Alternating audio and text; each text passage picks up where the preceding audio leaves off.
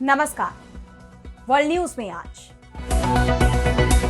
America और Iran के बीच deal को लेकर कोई सहमति बनती दिखाई नहीं दे रही, लेकिन अमेरिकी राष्ट्रपति डोनाल्ड ट्रंप ने जरूर कह दिया है कि नतीजा पहले से फिक्स है, जीतना अमेरिका को ही है, चाहे जंग लड़कर जीते या फिर डील करके।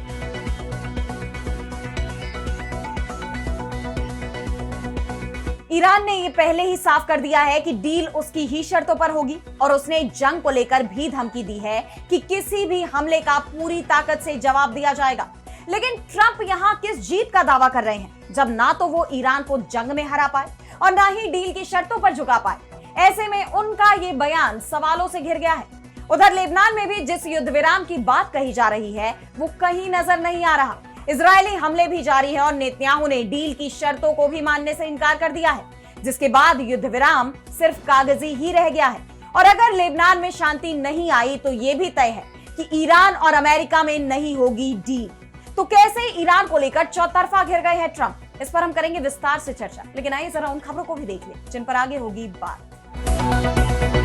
यूक्रेनी राष्ट्रपति ज़ेलेंस्की ने रूसी समकक्ष पुतिन को लिखा खुला पत्र, तटस्थ देश में आमने सामने बातचीत का दिया प्रस्ताव, कहा अमेरिका पर निर्भर नहीं रह सकते। पाकिस्तानी सेना के चीफ मुनीर का नया सिक्योरिटी डॉक्ट्रिन, पाकिस्तान में पुलिस को सेंट्रल कमांड के तहत लाने की तैयारी, सेना का कंट्रोल बढ़ाने की कोशिश। भारत ने बहुत फायदा उठाया लेकिन अब हालात बदल चुके, ट्रेड डील पर अमेरिकी राष्ट्रपति ट्रंप का बड़ा बयान, पीएम मोदी को बताया अच्छा दोस्त, कहा इस वक्त अमेरिका भारत से खूब पैसा कमा रहा। और चलते चलते में देखेंगे एक आवारा कुत्ते के लिए क्यों दो देश आए आमने सामने, पहचान को लेकर छिड़ा विवाद। इन सभी खबरों पर हम विस्तार से करेंगे बात, लेकिन पहले एक नजर हेडलाइंस पर। साउथ चाइना सी में चीन बढ़ा रहा अपना विस्तार, सैटेलाइट तस्वीरों में समुद्र में दिखा इंफ्रास्ट्रक्चर और बाद में हटा क्षेत्र पर अपना दावा करता रहा है चीन। क्यूबा के राष्ट्रपति मिगुएल पर अमेरिका ने लगाए नए प्रतिबंध, संपत्तियां और बैंक खाते फ्रीज करने का किया फैसला, अमेरिकी राष्ट्रपति ट्रंप बोले इस मुद्दे को हम संभालेंगे। बांग्लादेश का भारत पर बड़ा आरोप, बीजीबी का दावा 24 घंटों में 10 पुश-इन कोशिशों को किया नाकाम, कहा यह अवैध बांग्लादेशी नागरिकों को उनके देश की सीमा में ढकेलने की कोशिश। जुलाई में भारत आएंगी जापान की पहली महिला पीएम ताकाइची, मेगामी क्लास युद्धपोत पर होगी डील, चीन के खिलाफ खुद को मजबूत करने में जुटा जापान। तो अमेरिका और ईरान के बीच डील तय हो गई है और ये बात कही है अमेरिका के राष्ट्रपति डोनाल्ड ट्रंप ने। वैसे ये कोई पहला मौका नहीं है कि ट्रंप ने ईरान से डील होने की बात कही है, वो तो रोज ही ये बोल रहे हैं। और अब ट्रंप का कहना है कि जीतना अमेरिका को ही है, चाहे जंग लड़कर जीते या फिर डील करके। वैसे जंग शुरू होने के करीब 100 दिन बाद भी अमेरिका ना तो ईरान को हरा पाया है और ना ही झुका पाया है। और ईरान के विदेश मंत्री अब्बास अराक्ची ने एक बार फिर यह साफ कर दिया है कि हम अमेरिका की शर्तों पर कोई डील नहीं करेंगे। उन्होंने कहा कि अमेरिका को ताकतवर ईरान की हकीकत माननी होगी। हम असली दुनिया में रहते हैं, इसलिए हमें तथ्यों के साथ ही आगे बढ़ना होगा। वॉशिंगटन को धमकी और दबाव की बजाय आपसी हितों के आधार पर बातचीत करनी चाहिए। यानी ईरान ने साफ कह दिया है कि ट्रंप सपनों से बाहर आए और दुनिया की हकीकत को स्वीकार करे। वैसे ट्रंप ये बात जरूर मानने लगे हैं कि ईरान ताकतवर है। दरअसल उनसे अमेरिकी पत्रकारों ने सवाल किया कि अमेरिका ईरान का यूरेनियम आखिर हासिल क्यों नहीं कर पा रहा है। वेनेजुएला में तो उन्होंने कुछ ही घंटों में जंग खत्म कर दी थी। इस पर जवाब में ट्रंप ने कहा कि ईरान से संवर्धित यूरेनियम हासिल करना वेनेजुएला के नेता निकोलस मादुरो को पकड़ने जैसा तेज और आसान काम नहीं है। यह काम कुछ मिनटों का नहीं बल्कि हफ्तों और भारी उपकरणों की जरूरत वाला ऑपरेशन होगा। मैंने पहले सोचा था कि अपने सैनिकों को भेजा जाए, लेकिन इसमें जोखिम बहुत ज्यादा था। हमारे सैनिकों की जान जाने का खतरा बहुत था, इसलिए मैंने इस योजना को खारिज कर दिया। अब आप खुद ही सोच सकते हैं कि कहां ट्रंप अभी तक ये कह रहे थे कि हमने ईरान की सैन्य ताकत को पूरी तरह से खत्म कर दिया है, और कहां अब वो ये कह रहे हैं कि हमने अपने सैनिक इसलिए नहीं भेजे क्योंकि ईरान में उनकी जान चली जाती। इसके साथ ही ट्रंप ने यह भी कहा है कि ईरान के सुप्रीम लीडर मुज्तबा खामेनेई से वो मिलने को भी तैयार है, उनसे इज्जत के साथ पेश आएंगे। ट्रंप ने कहा कि वैसे मेरी ईरान के सुप्रीम लीडर से मिलने की इच्छा नहीं है, लेकिन ईरान से अगर डील हो जाती है तब उनसे जरूर मिल सकता हूं। लेकिन मुज्तबा का ट्रंप से मिलने का कोई इरादा दिखाई नहीं दे रहा। उन्होंने तो यहां तक कह दिया है कि अमेरिका और इजराइल जंग में हार गए हैं और अब वो ईरान में फूट डालने की कोशिश कर रहे हैं। खामेनेई ने कहा कि दुश्मन सैन्य रूप से नाकाम होने और गहरे अपमान का अनुभव करने के बाद अब एक हाइब्रिड युद्ध छेड़ रहा है जो दो बिंदुओं पर केंद्रित है। पहला, ईरान के आम लोगों का हौसला तोड़ना और दूसरा, ईरानी सरकार के अधिकारियों के मन में भ्रम पैदा करना ताकि वे गलत फैसले लें। दुश्मन का सबसे बड़ा हथियार अब ईरान के समाज के अंदर संदेह, निराशा, डर और आपसी फूट पैदा करना है। यानी खामेनेई ने साफ कह दिया है कि अमेरिका की कोई भी साजिश ईरान में कामयाब नहीं होगी। दरअसल ईरान को भी यह पता है कि अमेरिका बातचीत के नाम पर उसे धोखा देने की कोशिश कर रहा है। ईरान तो यह पहले ही साफ कर चुका है कि जंग बंदी अगर होगी तो यह हर मोर्चे पर होगी, लेकिन इजरायल के लेबनान पर हमले रुकने का नाम नहीं ले रहे। ट्रंप दावा कर रहे हैं कि लेबनान और इजरायल के बीच सीजफायर हो चुका है और इजरायल इसका सख्ती से पालन कर रहा है, लेकिन ऐसा हकीकत में दिख नहीं रहा। इजरायल के लेबनान पर हमले लगातार जारी हैं। इस बीच अब ईरान ने भी साफ कर दिया है कि अगर बेरूत पर अब हमला हुआ तो ईरान भी जवाबी कार्रवाई करेगा। और इसी दौरान खबर यह भी सामने आ रही है कि इजरायल ने यह साफ कर दिया है कि उसने लेबनान की जितनी जमीन पर इस जंग में कब्जा जमाया है उसे वो खाली नहीं करेगा। यानी दक्षिणी लेबनान से इजरायली सेना पीछे नहीं हटेगी, जबकि ट्रंप की मध्यस्थता में जो डील हुई थी उसमें दक्षिणी लेबनान का नियंत्रण पूरी तरह लेबनानी सेना को सौंपने की योजना बनाई गई थी। और अब हिजबुल्लाह के प्रमुख नईम कासिम ने भी साफ कह दिया है कि उन्हें ऐसी कोई डील मंजूर नहीं है। हालात इसलिए भी बिगड़ते जा रहे हैं क्योंकि ईरान साफ कह चुका है कि अमेरिका के साथ किसी भी शांति समझौते के लिए लेबनान में युद्ध विराम जरूरी शर्त है। जबकि इस वक्त तनाव सिर्फ लेबनान तक सीमित नहीं है, गजा, कुवैत और खाड़ी क्षेत्र में भी हमले और जवाबी कार्रवाई देखने को मिल रही है। हालांकि ट्रंप जरूर कह रहे हैं कि सीज फायर कायम है। और अब बढ़ते हैं अगली खबर की तरफ, जहां हम बात करेंगे रूस यूक्रेन युद्ध की। तो बीते कुछ वक्त में यूक्रेन के खिलाफ रूस की आक्रामकता काफी बढ़ गई है, जिसके चलते यूक्रेन में भयंकर तबाही मची हुई है। रूस के हालिया हमलों में 12 यूक्रेनियों की जान चली गई और दर्जनों अन्य घायल हुए हैं। 7 बस्तियों पर हमला हुआ, जिसमें 16 आवासीय इमारतों सहित 42 नागरिक संपत्तियां तबाह हो गई हैं। रूस के तेज होते इन हमलों ने यूक्रेनी राष्ट्रपति वोलोदिमीर ज़ेलेंस्की की चिंता भी बढ़ा दी है। अभी तक तो वो यूरोपीय सहयोगियों से रूस के खिलाफ मदद की अपील कर रहे थे, लेकिन अब उन्होंने ही ये जंग खत्म करने का जिम्मा उठा लिया है और खुद रूसी राष्ट्रपति पुतिन को खुला खत लिखा है, जिसमें उन्होंने पुतिन से सीधी बातचीत की पेशकश रखी है। ज़ेलेंस्की ने लिखा कि युद्ध खत्म करने के लिए दोनों नेताओं के बीच सीधी बातचीत जरूरी है।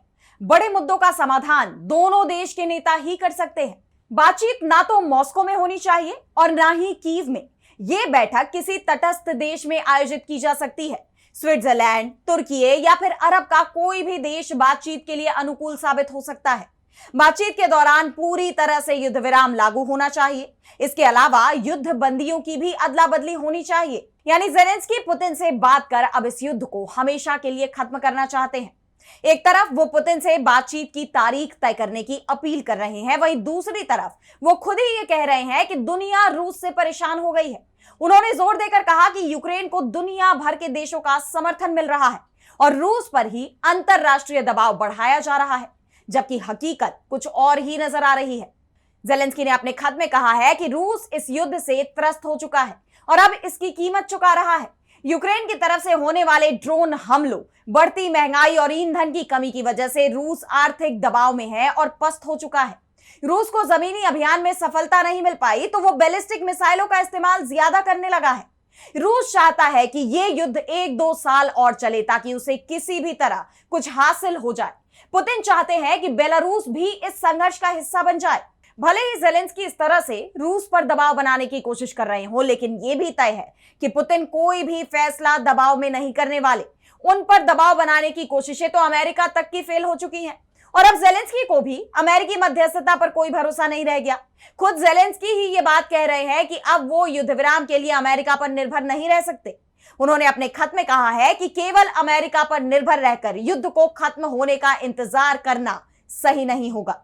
अमेरिका का ध्यान इस वक्त ईरान पर ज्यादा है, लेकिन सवाल यह है कि क्या अमेरिका के बिना ज़ेलेंस्की रूस का सामना कर पाएंगे, क्योंकि पूरी दुनिया जानती है कि 4 साल से ज्यादा वक्त से जारी इस जंग में यूक्रेन अमेरिका के ही हथियारों के दम पर रूस के खिलाफ अब तक टिका हुआ है। और उधर पुतिन ने भी साफ कह दिया है कि अगर यूक्रेन की राजधानी कीव अलास्का में हुए समझौतों के आधार पर युद्ध विराम मंजूर कर ले तो यूक्रेन संघर्ष जल्दी खत्म हो सकता है।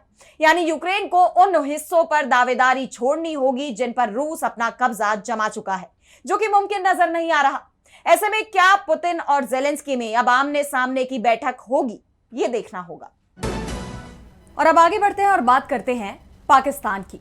तो पाकिस्तान की हुकूमत में सेना का दबदबा लगातार बढ़ता जा रहा है। वैसे कहा तो यह भी जा रहा है कि पाकिस्तान में साइलेंट तख्ता पलट हो चुका है। आसिम मुनीर ने पिछले साल नवंबर में शहबाज सरकार पर दबाव बनाकर पहले संविधान में 27वां संशोधन पास कराया, जिसके जरिए उन्होंने आर्टिकल 243 में बदलाव कराया और खुद चीफ ऑफ डिफेंस फोर्सेस बन गए। फील्ड मार्शल का दर्जा भी ले लिया, जिसके जरिए सेना के तीनों अंकों की कमान उनके हाथ में आ गई। यहां तक कि अब परमाणु हथियारों का नियंत्रण भी सरकार से छीनकर मुनीर ने पूरी तरह अपने हाथों में ले लिया है।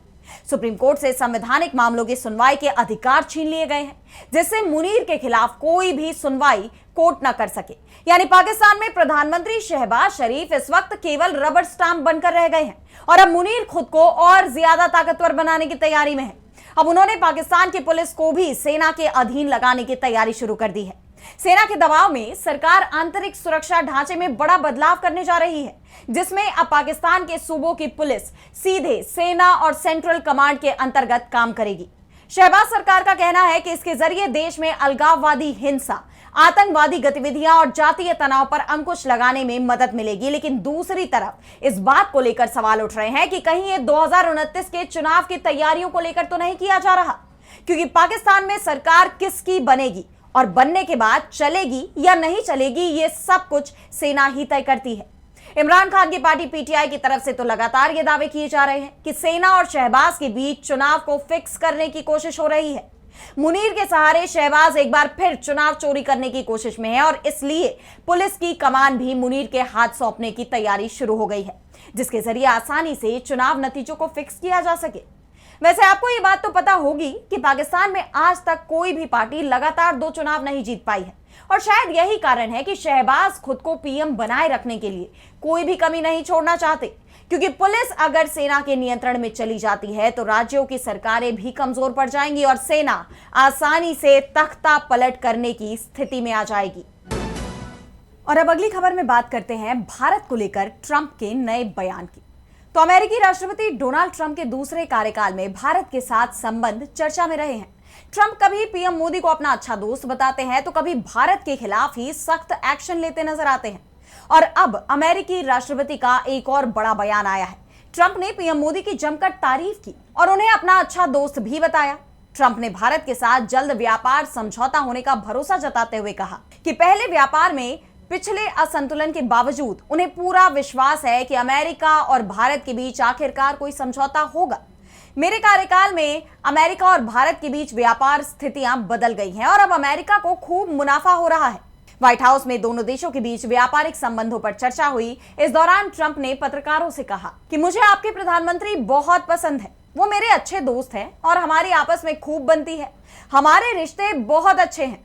इसके साथ ही ट्रंप ने एक बड़ा दावा भी कर दिया। उन्होंने सीधे शब्दों में भारत पर बड़ा आरोप लगाते हुए कहा कि सालों तक भारत ने अमेरिका का फायदा उठाया, उन्होंने हम पर बहुत ज्यादा टैरिफ लगाए और बदले में कुछ भी नहीं दिया।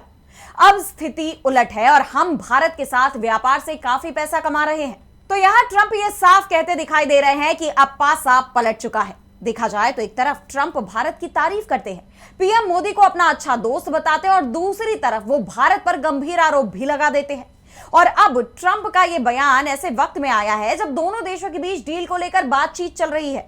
आपको याद होगा 1 जून से 4 जून तक नई दिल्ली में भारत और अमेरिका ने 4 दिनों की व्यापार वार्ता पूरी की है और इस दौरान कई मुद्दों पर बातचीत की गई। ऐसे में ट्रंप के बयान की अब काफी चर्चा हो रही है। उन्होंने अपने इस बयान के जरिए मोदी सरकार की नीतियों पर गंभीर सवाल खड़े कर दिए हैं। पीएम मोदी अपने ही देश में विपक्ष के निशाने पर आ गए हैं। खासतौर पर बार बार जिस तरह ट्रंप भारत की बेइज्जती कर रहे हैं, उसने अमेरिका और भारत के संबंधों पर भी सवाल खड़े कर दिए हैं। और अब तो ट्रंप ने हद ही कर दी। उन्होंने भारतीय पत्रकार के भारी लहजे को लेकर व्हाइट हाउस में मजाक उड़ाया। भारतीय पत्रकार ने उनसे भारत के साथ होने वाले ट्रेड डील को लेकर सवाल पूछा था, जिस पर जवाब देते हुए ट्रंप ने कहा कि क्या तुम भारतीय हो? मुझे लगा जर्मनी से हो।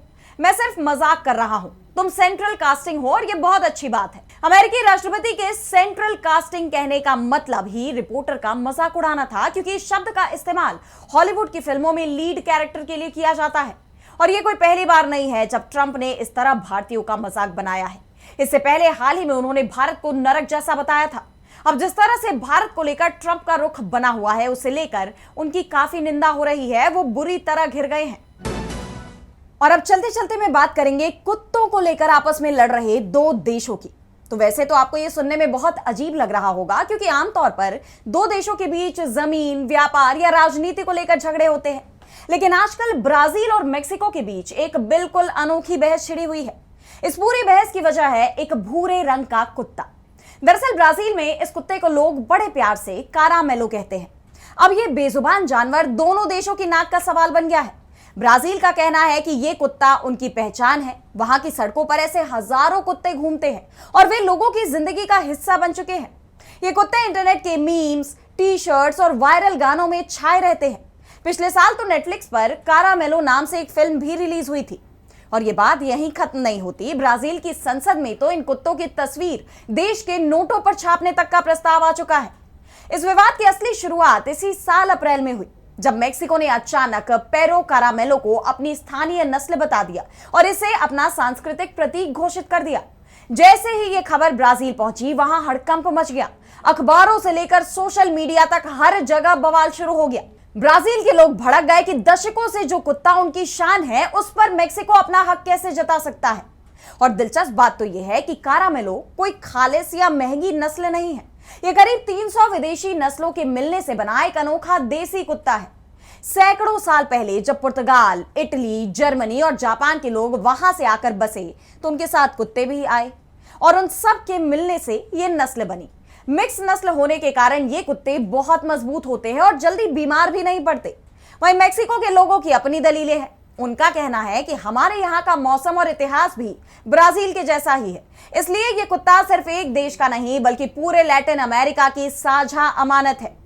पहचान की यह लड़ाई तो अपनी जगह है, लेकिन असली सच बहुत कड़वा है, क्योंकि ब्राजील में आज भी 2 करोड़ से ज्यादा कुत्ते सड़कों पर आवारा घूम रहे हैं। इनमें 90% से ज्यादा यही कारामेलो कुत्ते हैं। और हैरानी की बात तो यह है कि लोग इन कुत्तों को सोशल मीडिया पर तो बहुत प्यार देते हैं, लेकिन जब घर में पालने की बात आती है तो वे विदेशी कुत्तों को ही खरीद कर लाते हैं। और आखिर में दोनों देशों के पशु प्रेमियों की बस एक ही अपील है कि कुत्ता चाहे ब्राजील का हो या मेक्सिको का, उसे सिर्फ आवारा कहकर मत दुत्कारिए। उसे एक नाम नहीं बल्कि प्यार और एक सुरक्षित घर की ज्यादा जरूरत है। तो कैसी लगी आपकी रिपोर्ट, हमें कमेंट सेक्शन में बताइए। और आज हमारी वर्ल्ड न्यूज में बस इतना ही। देश दुनिया की तमाम बड़ी खबरों के लिए आप देखते रहिए डीबी लाइव और मुझे दीजिए इजाजत। नमस्कार।